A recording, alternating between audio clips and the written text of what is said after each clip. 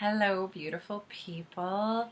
So today I'm starting the first week of a 5-part weekly series where I'm going to be discussing the integration of the body, mind, and the spirit. This is one of my greatest passions is looking at how our body, mind, and spirit are intimately interconnected. And when they work in harmony with each other, they bring about this balance and equilibrium to our lives. These 3 different aspects of you are designed to fluctuate as they support you throughout your day. And when they're integrated, they allow you to trust and feel compassion for yourself and the path that you're on. So often just one of these aspects is running the show. For example, I talk about this one a lot with clients, is that the mind, when the mind is in charge, the mind is trying to use all of its beautiful and an amazing logic to solve your struggles. So it's trying to use logic and the ideas that it learns to make changes in your life. And then it can be frustrating because your body is not quite on board or your spirit's not quite on board. Or your body may be calling the shots. And this often happens when we have the trauma or beliefs that are stuck in the body, so in the nervous system. And we are often flooded by or overwhelmed by our emotions so that we go into a default physical reaction to our experience and our brain turns off or we become disconnected to our spirit self. And then on the third side, sometimes our spirit is completely leading the way. And what this means is that it's hard sometimes to be human, right? It's a struggle.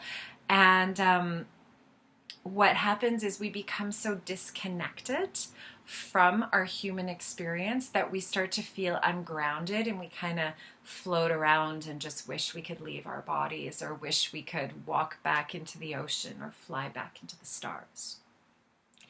And what happens when these 3 pieces of us are integrated, meaning they shift and move as to who's taking the lead, kind of like geese do when they're flying, you live a life of flow. It's way more flowing and you can trust your process. So in order to practice integrating these 3 aspects, first we're going to start by exploring each 3 of these. And we're going to acquaint ourselves with which aspect it is that you tend to rely on and become curious as to why that part is so comfortable for you.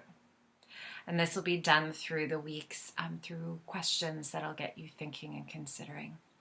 Because even when we want to change, right, when we know, like for example, if I know my mind is always running the show and I want to rely on the wisdom of my body or that higher self or knowing self that's inside of me that's quite quiet, it's a default reaction to cling to the experience that feels most familiar.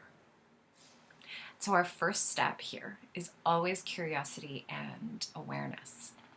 We want to start being, okay, what do I do? What's my tendency?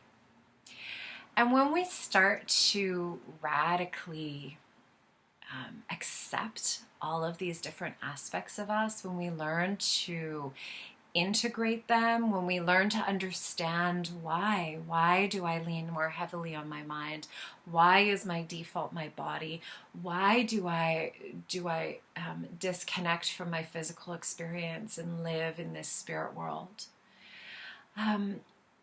we start to really trust our own process. You will start to trust your process, and then you get to practice that beautiful word idea of surrender and allow your magical life to unfold for you. So you can send this to other people who may benefit from this, and then next week we will be talking about the mind.